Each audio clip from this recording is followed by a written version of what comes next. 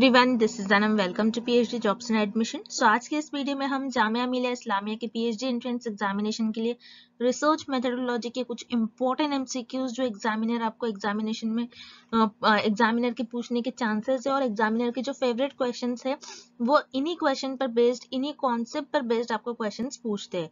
तो इस सेशन को आपको अच्छी तरीके से देख लेना है।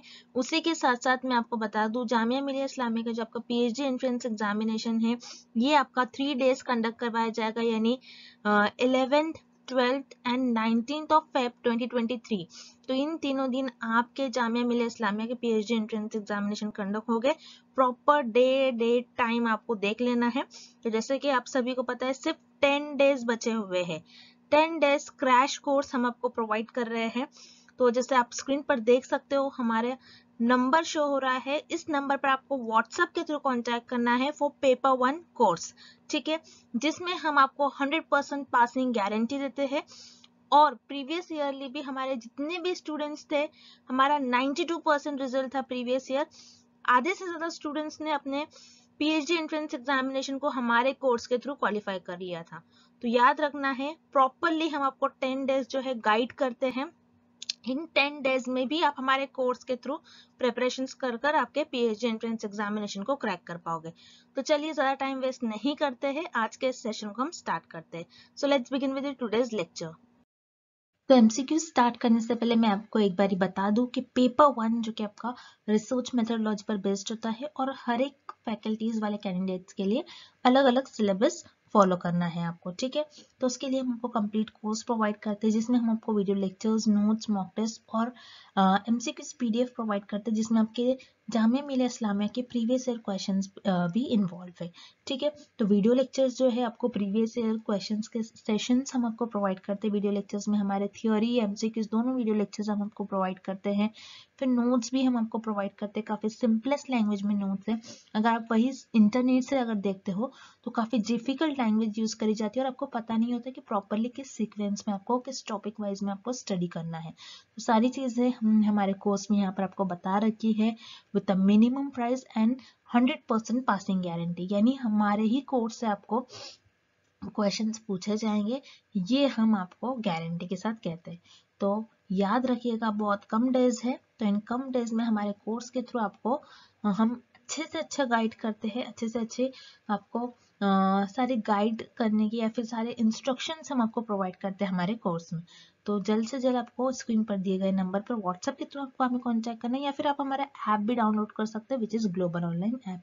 तो चलिए ज्यादा टाइम वेस्ट नहीं करते हैं, आज के सेशन को हम स्टार्ट करते हैं। So let's begin with the MCQs. First question, critical reason is a reason of. इस क्वेश्चन में हमें फाइंड आउट करना है कि क्रिटिकल रीजन कौन सा रीजन होता है। अब क्रिटिकल रीजन आपका हाइपोथेसिस टेस्टिंग से रिलेटेड है। अब जब अपने हाइपोथेसिस को टेस्ट करते हो रिसर्च में, तो आप हमेशा नल हाइपोथेसिस को टेस्ट करते हो या फिर आप नल हाइपोथेसिस को एक्सेप्ट कर लेते हो या फिर रिजेक्ट करते हो। सो आप क्या करते हो जब हाइपोथेसिस टेस्ट परफॉर्म करते हो, जैसे Z test, T test, ANOVA test, इस सारे टेस्ट में मान लीजिए आपका जो कर्व है कुछ इस तरीके से गिवन होता है। इस कर्व में अगर आपके जो वैल्यूज है, आपके जो एरर्स है इस रीजन में लाई करते हैं, तो आप क्या कहोगे, इस रीजन को हम कहते हैं रिजेक्शन रीजन, जिसमें आप कहोगे कि क्रिटिकल वैल्यू, आपके जो वैल्यूज है, आपके जो एरर्स है अगर इस रीजन में लाई करते हैं तो उसे हम कहते हैं रिजेक्शन रीजन। अगर आपके वैल्यूज इस रीजन में लाई करते हैं, रिजेक्शन रीजन में लाई करते हैं, तो आप इस केस में आपके नल हाइपोथेसिस को रिजेक्ट कर लेते हो। और अगर आपके जो वैल्यूज है, आपके जो एरर्स है इस रीजन में अगर लाई करें, तो उस केस में आप क्या करते हो, अपनी नल हाइपोथेसिस को रिजेक्ट नहीं करोगे बल्कि एक्सेप्ट कर लेते हो। सो रिजेक्शन, क्रिटिकल रीजन कौन सा रीजन होता है, ऐसा रीजन जिसमें आपके जो वैल्यूज है, आपके जो एरर है इस रीजन में लाई करे, मतलब रिजेक्शन रीजन में लाई करे, जिस केस में आप क्या करते हो, आपके नल हाइपोथेसिस को रिजेक्ट कर लेते हो। सो क्रिटिकल रीजन वो रीजन होता है जिसे हम कहते हैं रिजेक्शन रीजन। दैट्स व्हाई आपका करेक्ट ऑप्शन हो जाएगा ऑप्शन ए, रिजेक्शन।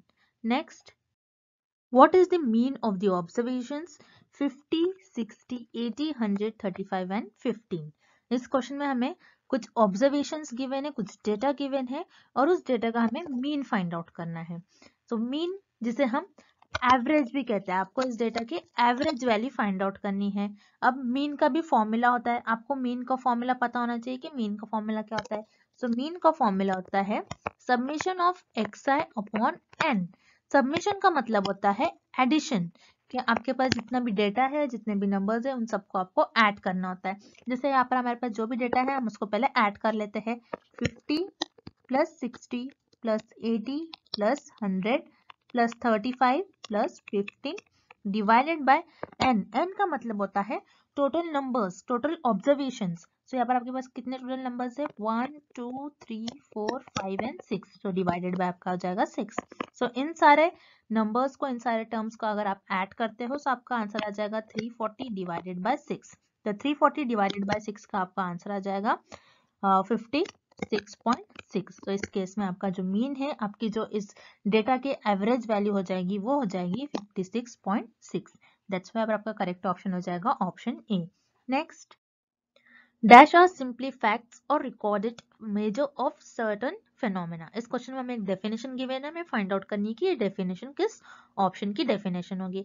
अब इस डेफिनेशन में हमें ये गिवन है कि एक सिंपली फैक्ट है, एक फेनोमेना है जिसकी आप रीडिंग लेते हो, जिसको मेजर करते हो, उसको रिकॉर्ड करते हो। सो वो कौन सा ऑप्शन होगा, हमें ये फाइंड आउट करना है। सो वो ऑप्शन होगा आपका डेटा। सो इस क्वेश्चन में आपको बस दो ही ऑप्शन में कंफ्यूजन होगी, इंटेलिजेंस तो होगा नहीं, क्योंकि ये ह्यूमन बीइंग के क्वालिटीज से रिलेटेड है। सो यहाँ पर आपका ऑप्शन सी इनकरेक्ट हो जाएगा, बस ऑप्शन ई और बी में थोड़ा कंफ्यूजन होगा। तो डेटा, डेटा क्या होता है आपका, किसी फेनोमेना को आप, कोई फेनोमेना है, उस फेनोमेना की आप रीडिंग लेते हो, उसकी रीडिंग लोगे, उसको मेजर करोगे एंड देन उसको रिकॉर्ड करेंगे। ओके, उस फेनोमेना की रीडिंग लोगे, उसको मेजर करोगे, उसको रिकॉर्ड करोगे, तो उससे हम कहते हैं डेटा। और इंफॉर्मेशन किसे कहते हैं, इंफॉर्मेशन हम प्रोसेस्ड डेटा को हम इंफॉर्मेशन कहते हैं। अब प्रोसेस डेटा क्या होता है, जैसे आपने कहीं से इंफॉर्मेशन कलेक्ट कर ली, सॉरी कहीं से आपने डेटा कलेक्ट कर लिया, जैसे आपने सैंपल से डेटा कलेक्ट कर लिया, सैंपल से डेटा को कलेक्ट करने के बाद उस डेटा को आप प्रोसेस करोगे, मतलब उस डेटा में जो भी एरर्स है, जो भी रॉन्ग इंफॉर्मेशन है, उसको आप डिलीट कर दोगे, उसको आप डिलीट कर दोगे, जो भी एरर्स है, जो भी आपको इंफॉर्मेशन नहीं चाहिए, उसको आप डिलीट कर दोगे, और उस प्रोसेस डेटा को हम कहते हैं इंफॉर्मेशन। सो इंफॉर्मेशन किसे कहते हैं, process data. Process data, data को आप प्रोसेस करते हैं, उससे कुछ मीनिंगफुल स्टेटमेंट बनाते हैं, मीनिंगफुल कुछ थिंग्स बनाते हैं, उसे हम कहते हैं इंफॉर्मेशन। बट डेटा क्या होता है, डेटा एक ऐसा फेनोमेना होता है जिससे आप रीडिंग लेते हो, उसको मेजर करते हो, उसको रिकॉर्ड करते हो। सो इस क्वेश्चन का करेक्ट ऑप्शन हो जाएगा option B, data. Next, what is the median for the observations 34, 25, 33, 45 and 62? इस क्वेश्चन में हमें कुछ ऑब्जर्वेशंस गिवन है, कुछ डेटा गिवन है, और इस डेटा का हमें मीडियन वैल्यू फाइंड आउट करना है। अब मीडियन क्या होता है, आपके जो ऑब्जर्वेशंस, आपके जो डेटा होता है, उसकी मिडिल वैल्यू को हम कहते हैं मीडियन। अब इस क्वेश्चन में हमें मीडियन फाइंड आउट करना है गिवन ऑब्जर्वेशंस का। सो मीडियन को फाइंड आउट करने के लिए आपको कुछ स्टेप्स याद रखना है। अगर आप ये स्टेप्स याद रखोगे तो आप कभी नहीं भूलोगे कि मीडियन को किस तरीके से फाइंड आउट करना होता है। तो मीडियन को फाइंड आउट करने का स्टेप 1 होता है। स्टेप 1 में आपका जो भी डेटा होता है उसको आप अरेंज करोगे इंक्रीजिंग ऑर्डर में। इंक्रीजिंग ऑर्डर में आपके डेटा को आपको अरेंज करना है। जैसे यहाँ पर आपका सबसे स्मॉलेस्ट डेटा नंबर है 25, देन 33, देन 34, देन 45, देन 62। तो आपने ये इंक्रीजिंग ऑर्डर में आपके डेटा को अरेंज कर लिया। देन स्टेप 2 में आप ये देखोगे कि आपको जो नंबर्स गिवन है, आपको जो डेटा गिवन है वो ऑड है या फिर इवन है। मतलब अब जैसे कि आपको ये डेटा गिवन है, इसमें कितने नंबर्स आपको काउंट करना है, 1 2 3 4 5। मतलब आपको जो ये डेटा गिवन है ये ऑड है। अगर 6 और नंबर होता है, 62 के बाद एक और होता है तो 6 होता है टोटल, तो उस केस में आपका जो डेटा होता है वो इवन होता है। बट हमें जो डेटा गिवन है इस केस में ये ऑड है। अगर आपका डेटा ऑड है उस केस में आपकी मीडियन की वैल्यू, अगर आपका डेटा ऑड होता है तो उस केस में आपकी मीडियन की वैल्यू सिर्फ एक ही होती है। अगर इवन होता है तो उस केस में आपकी मीडियन की वैल्यू 2 होती है। अब ये डेटा जैसे कि ऑड है तो यहाँ पर एक ही आपकी मीडियन वैल्यू होगी। जैसे हम लेफ्ट से जा रहे हैं, फर्स्ट सेकेंड थर्ड नंबर पर 34 आ रहा है। अगर हम राइट से भी जा रहे हैं, फर्स्ट सेकेंड और थर्ड नंबर पर आपका 34 आ रहा है। फिर क्योंकि ये डेटा ऑड है और ऑड डेटा की मीडियन वैल्यू सिर्फ मिडिल वैल्यू एक ही होती है और इस केस में आपकी मीडियन वैल्यू हो जाएगी 34। दैट्स व्हाई आपका करेक्ट ऑप्शन हो जाएगा ऑप्शन बी 34। नेक्स्ट क्वेश्चन,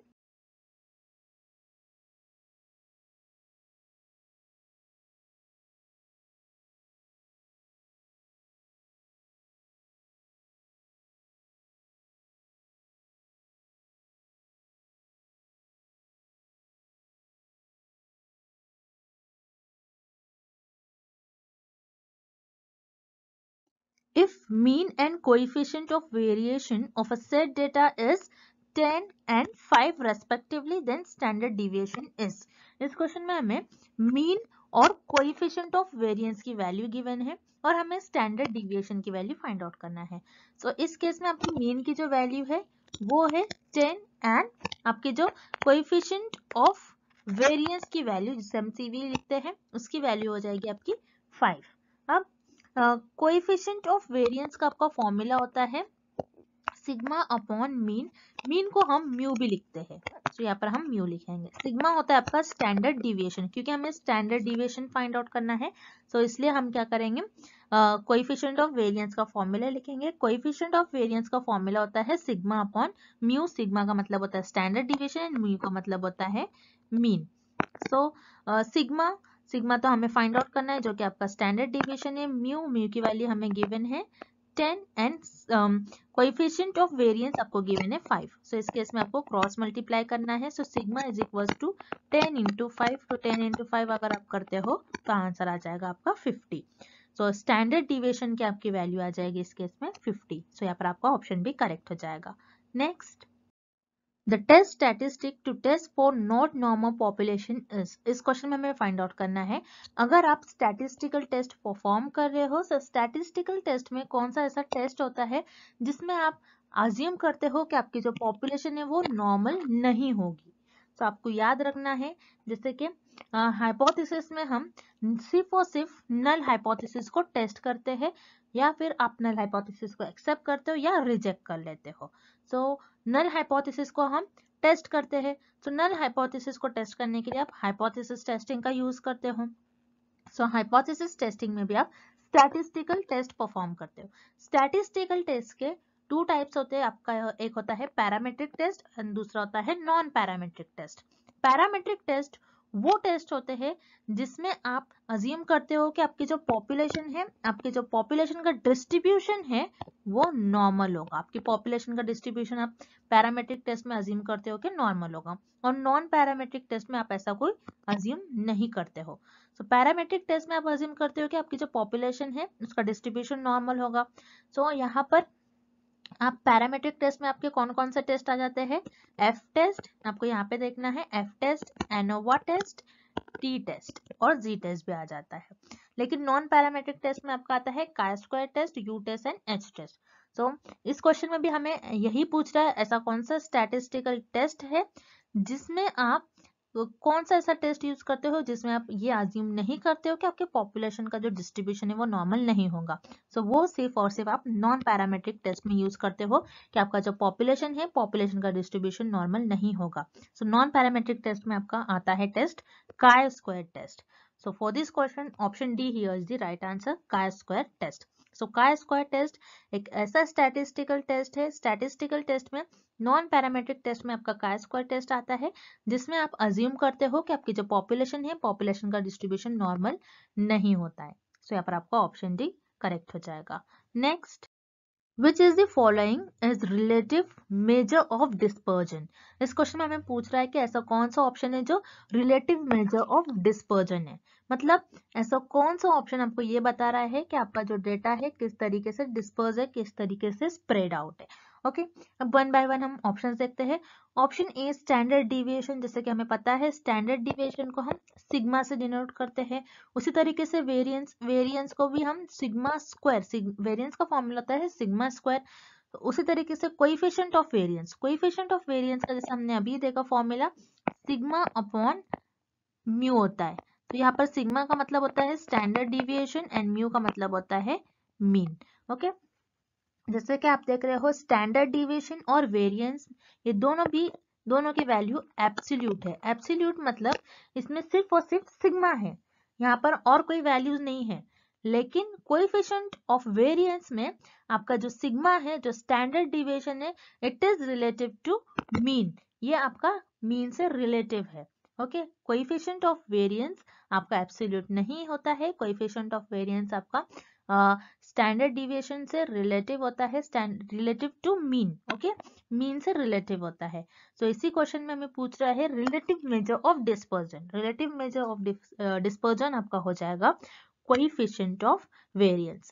ये सारे भी आप मेजर कर सकते हो। डिस्पर्जन को मेजर करने के लिए आप standard deviation, variance, coefficient of variance, variation, ये तीनों भी यूज करते हो। बस इस क्वेश्चन में हमें पूछ रहा है relative measure of dispersion. Relative measure of dispersion में आपका हो जाएगा correct option coefficient of variance, because it is relative to mean.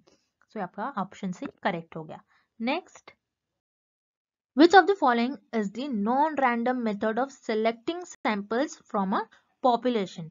इस क्वेश्चन में हमें पूछ रहा है कि ऐसे कौन से सैम्पलिंग है, ऐसी कौन सी सैम्पलिंग टेक्निक है जिसमें आप पॉपुलेशन में से मेंबर्स को, पॉपुलेशन में से सैंपल्स को नॉन रैंडम मेथड से, नॉन रैंडम वे से सिलेक्ट करते हो। नॉन रैंडम मेथड मतलब क्या होता है, जिसमें आप रैंडमली पॉपुलेशन में से मेंबर्स को सिलेक्ट नहीं करोगे, बल्कि आप आपके कन्वीनियंस, पर्पस और जजमेंट के बेसिस पर से पॉपुलेशन में से सैंपल्स को सिलेक्ट कर लोगे। तो याद रखिएगा, जैसे प्रोबेबिलिटी सैंपलिंग, प्रोबेबिलिटी सैंपलिंग में आप रैंडमली पॉपुलेशन में से सैंपल्स को सिलेक्ट कर लेते हो। तो यहाँ पर प्रोबेबिलिटी सैंपलिंग के हमें कुछ टाइप्स गिवन है, जैसे simple, random, stratified and cluster. ये तीनों भी आपकी प्रोबेबिलिटी सैंपलिंग के टाइप्स होते हैं, जिसमें आप पॉपुलेशन में से मेंबर्स को रैंडमली सिलेक्ट कर लेते हो। तो यहाँ पर आपका option A, option B and option D तीनों भी इनकरेक्ट हो जाएंगे। वेराज यहाँ पर आपका करेक्ट ऑप्शन हो जाएगा option C, quota sampling. Quota sampling ये आपकी नॉन प्रोबेबिलिटी सैंपलिंग का टाइप होती है, जिसमें आप आपके कन्वीनियंस, आपके पर्पस, आपके जजमेंट और नॉन रैंडम वे से पॉपुलेशन में से सैंपल्स को सिलेक्ट कर लेते हो। सो यहाँ पर आपका ऑप्शन से करेक्ट हो जाएगा। अब कोटा सैंपलिंग में आप किस तरीके से पॉपुलेशन में से मेंबर्स को सिलेक्ट करते हो, आप हमें डायग्राम के थ्रू देखते हैं। तो ये आपकी हो जाएगी पॉपुलेशन। सो कोटा सैंपलिंग में आपके पास बहुत लार्ज अमाउंट में पॉपुलेशन होती है, और आपका कोटा सैंपलिंग में आप क्या करते हैं, आपके पर्पस, आपके कन्वीनियंस के बेसिस पर से पॉपुलेशन में से मेंबर्स को सिलेक्ट करते हो, और नॉन रैंडम वे से, नॉन रैंडम मेथड यूज कर आप पॉपुलेशन में से सैंपल्स को सिलेक्ट कर लेते हो। जैसे इस पॉपुलेशन में मेन है, वीमेन है, तो सारे एज ग्रुप के लोग हैं। अब मुझे यहाँ पर स्टडी करना है, मेरा पर्पस ये है कि मुझे ऐसे मेल्स पर स्टडी करना है जिनकी एज अबव 40 है। तो मैं इस पॉपुलेशन में से सिर्फ और सिर्फ मेल्स को सिलेक्ट करने वाली हूँ, ये तो कंफर्म है, और ऐसे मेल जिनकी एज अबव 40 है। अब इसी के साथ साथ मैं ये भी देखूंगी कि मुझे किस पर्सन से, किस मेल से मुझे इंफॉर्मेशन मिल सकती है, मुझे डेटा मिल सकता है। सो मैं अपने पर्पस और अपने कन्वीनियंस के बेसिस पर से, अपने जजमेंट के बेसिस पर से इस मेंबर्स को सिलेक्ट कर लूंगी, इस मेंबर को सिलेक्ट कर लूंगी, इस मेंबर को सिलेक्ट कर लूंगी, और इस मेंबर्स को सिलेक्ट कर लूंगी, और ये सारे मेरे सैंपल्स बन जाएंगे, और इस सैंपल्स पर मैं अपनी स्टडी परफॉर्म करूंगी। तो आपको ये याद रखना है, ऐसी सैम्पलिंग मेथड जिसमें आप नॉन रैंडम वे से पॉपुलेशन में से सैंपल्स को सिलेक्ट करते हो, वो होती है आपकी कोटा सैम्पलिंग। दैट्स व्हाई पर आपका ऑप्शन सी करेक्ट हो जाएगा। Next, the standard deviation of a set of 50 observations is 8. If each observation is multiplied by 2, then the new value of standard deviation will be. So हमें इस question में standard deviation की values find out करनी है। तो हमें एक old standard deviation की वैल्यू और एक न्यू स्टैंडर्ड डिविएशन की वैल्यू फाइंड आउट करनी है। ओल्ड की वैल्यू हमें सारी गिवन है, और हमें न्यू स्टैंडर्ड डिविएशन की वैल्यू फाइंड आउट करनी है। तो स्टैंडर्ड डिविएशन, जिसको हम सिग्मा लिखते हैं, उसका फॉर्मूला होता है under root of xi minus x bar the whole square divided by capital N। अब इस क्वेश्चन में हमें बताया है कि standard deviation of a set 50 observations. 50 observation मतलब यहाँ पर कैपिटल N का मतलब होता है टोटल नंबर ऑफ ऑब्जर्वेशन। तो टोटल हमारे 50 ऑब्जर्वेशन है। xi का मतलब होता है कितने ऑब्जर्वेशन है, और x बार का आपका मतलब होता है टोटल एवरेज ऑफ ऑब्जर्वेशन, और ऑब्जर्वेशंस का मीन। ओके, सो इस केस में हमें गिवन है कि standard deviation of a set of 50 observation, total 50 है, और 8 क्या है, 8 हमें ओल्ड सिग्मा, 8 क्या है ऑब्जर्वेशन हमें गिवन है, तो यहाँ पर ओल्ड सिग्मा आपका आ जाएगा सिग्मा ओल्ड 8। ओके, अब हमें ये दिया है सेकेंड, आपको बस ये अपने स्टेटमेंट, फर्स्ट स्टेटमेंट हमने सॉल्व कर लिया। अब सेकेंड स्टेटमेंट आपको गिवन है, if each observation is multiplied by 2, सारे ऑब्जर्वेशंस को हमने 2 से मल्टीप्लाई किया, then new value of standard deviation, नई वैल्यू क्या हो जाएंगे स्टैंडर्ड डिविएशन के, हमें ये फाइंड आउट करना है। सो ओल्ड को हमें ध्यान ही नहीं देना है, बस हमें ये याद रखना है कि स्टैंडर्ड डिविएशन हमें इतना, स्टैंडर्ड डिविएशन का फॉर्मूला ये हो गया। अब न्यू स्टैंडर्ड डिविएशन आपका हो जाएगा अंडर रूट ऑफ, क्योंकि यहाँ पर हमें बताया है कि हर एक ऑब्जर्वेशन को हमें 2 से मल्टीप्लाई करना है, सो ये हो जाएगा आपका 2xi minus 2x bar the whole square divided by capital N। अब 2xi minus 2x bar square, यहाँ पर हम 2 कॉमन ले सकते हैं, सो यहाँ पर आपको 2 कॉमन लेना है, सो 2 कॉमन लेने के लिए आपको हो जाएगा 2 स्क्वायर, क्योंकि ये स्क्वायर में है पूरा, इसलिए 2 स्क्वायर आपका कॉमन आ जाएगा, xi minus x bar the whole square divided by n। अब 2 का स्क्वायर, यहाँ पर स्क्वायर एंड स्क्वायर कैंसिल हो जाता है, इसलिए आपका 2 बाहर आ जाएगा, अंडर रूट ऑफ आपका क्या बच गया xi minus x bar the whole square divided by n। So यहाँ पर आपका हो जाएगा 2, ये आप देख रहे हो xi minus x square divided by n, ये आपका सिग्मा ओल्ड था, और सिग्मा ओल्ड हमें कितना गिवन है 8, सो 2 इंटू 8 हो जाएगा आपका 16।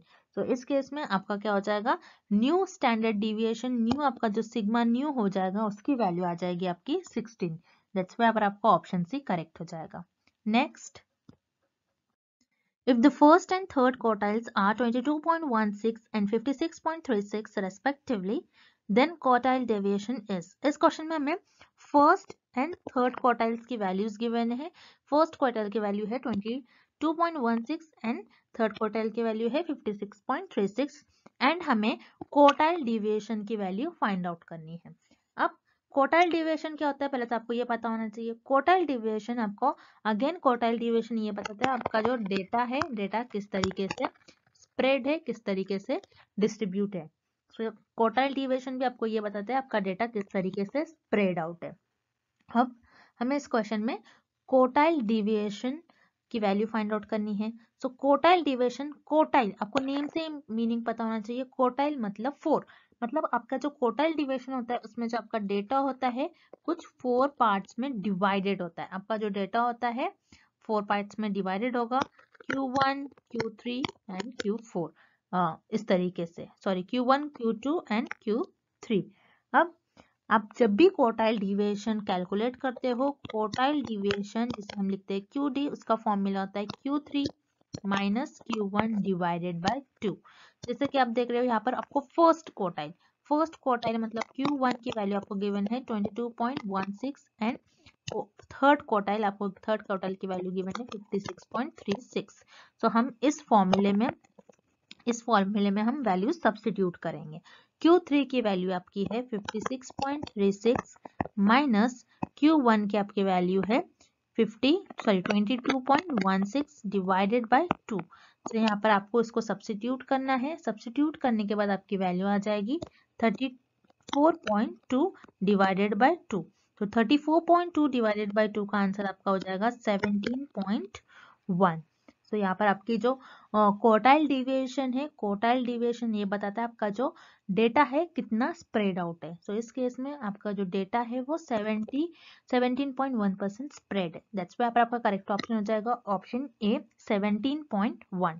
And thank you for watching this video, see you tomorrow.